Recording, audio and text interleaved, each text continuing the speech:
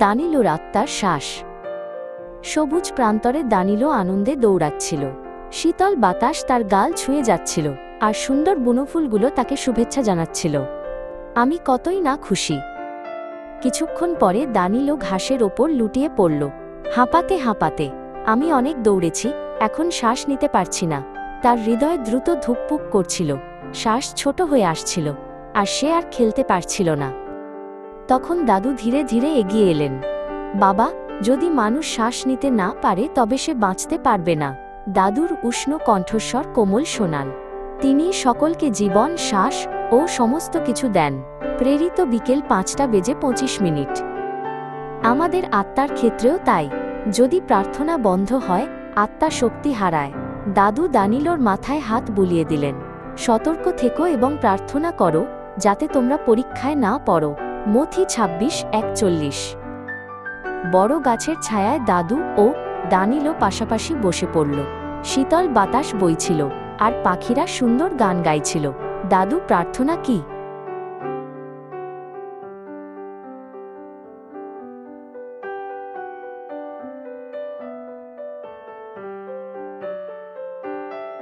বাণী হল ঈশ্বরের দেওয়া উপহার। দাদু বাইবেল খুলে বললেন, বাণী আমাদের হৃদয়কে জীবিত করে তোলে এবং অন্ধকারে পথ দেখায়। আত্মাই জীবন দেয়, শরীরের কিছুই লাভ নেই। আমি তোমাদের যা কথা বলেছি তা আত্মা এবং জীবন। যোহন 6:63। যখন আমরা বাণী পড়ি, ঈশ্বর আমাদের সাথে কথা বলেন। যখন আমরা প্রার্থনা করি, আমরা ঈশ্বরকে উত্তর দিই। আরম্ভে বাক্য ছিল, আর বাক্য ঈশ্বরের সাথে ছিল, আর বাক্য ঈশ্বর ছিল। যোহন 1:1। দানিলো গভীর শ্বাস নিল এবং ছাড়ল। বাণীর শ্বাস নেওয়ার মতো, আর প্রার্থনার শ্বাস ছাড়ার মতো।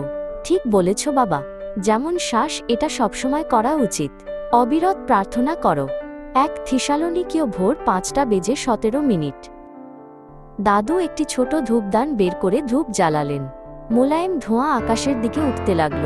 প্রার্থনা ঈশ্বরের কাছে ওঠা সুগন্ধি উপহার। আমার প্রার্থনা তোমার সামনে ধূপের মতো হোক। গীতসংহিতা 141:2।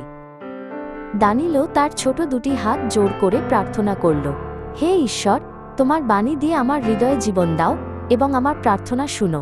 দাদু উজ্জ্বল হাসি দিয়ে বললেন, বাবা, প্রতিদিন শ্বাস নেওয়ার মতো ঈশ্বরের সাথে কথা বলতে বলতে জীবনযাপন করো। তোমরা যদি আমার মধ্যে অবস্থান করো এবং আমার বাণী তোমাদের মধ্যে অবস্থান করে, তবে যা ইচ্ছা করো প্রার্থনা করো, তা তোমাদের জন্য হবে। যোহন 15:7।